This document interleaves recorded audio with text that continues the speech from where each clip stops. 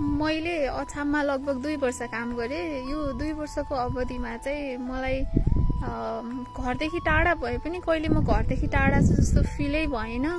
अनि मैले काम गरिरहँदा यो गाउँमा जति धेरै माया, इज्जत र रेस्पेक्ट पाएँ त्यो मैले कहीँ पनि पाउँदिनँ होला र आजसम्म कहीँ पनि पाएको थिएन। अहिले रिसेन्टली चाहिँ मैले जागिर छोडेर जानुपर्ने सिचुएसन आयो। यो जागिर छोडेर जानुपर्दा चाहिँ मलाई यति दुःख लागेको छ। यो गाउँ, यहाँका मान्छे, मेरो विद्यार्थी, स्कुल परिवार, स्वास्थ्य चौकी परिवार, नगरपालिका परिवार सबैपट्टि चाहिँ एकदमै कृतज्ञित छु। यो माया, यो रेस्पेक्टको लागि पनि एकदमै आभारी छु। र मैले यहाँ चाहिँ काम गरिरहँदा म चाहिँ विशेष गरेर यहाँको बाल विवाह र छाउपडी प्रथासँग चाहिँ एकदमै सम्बन्धित थिएँ। मलाई चाहिँ यहाँको सबभन्दा मन नपर्ने कुरा त्यही हो।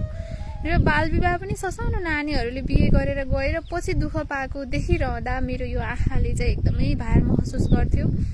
अनि त्यसै गरेर चाहिँ छाउपडी प्रथामा पर बसेर त्यो कान्लाहरूमा बसेर, आँगनहरूमा बसेर, गोठहरूमा बसेर जुन दुःख चाहिँ नानीहरूले खेप्छन् त्यो दुःख पनि मेरो लागि चाहिँ एकदमै भारी थियो। मैले चाहिँ यहाँको मान्छेहरूसँग धेरै यो कुरामा चाहिँ आग्रह गरेकी थिएँ। मैले 2 वर्ष काम गरिरहँदा विद्यालयसँगै कम्युनिटीमा पनि म इन्भल्भ भएर मैले काम गरेँ। यति बेला चाहिँ उहाँहरूको सपोर्टहरू एकदमै थियो। उहाँहरूले मेरो कुरा मानिदिनुहुन्थ्यो। यसको लागि चाहिँ म एकदमै आभारी छु गाउँलेहरूप्रति।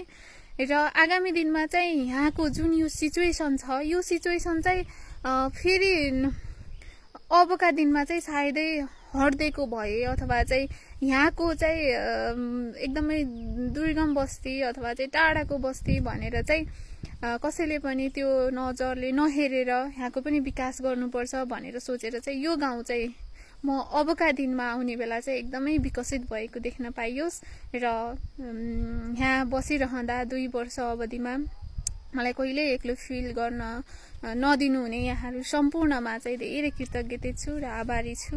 आगामी दिनमा म फेरि सुदूरपश्चिमको यात्रा तय गर्नेछु। धन्यवाद।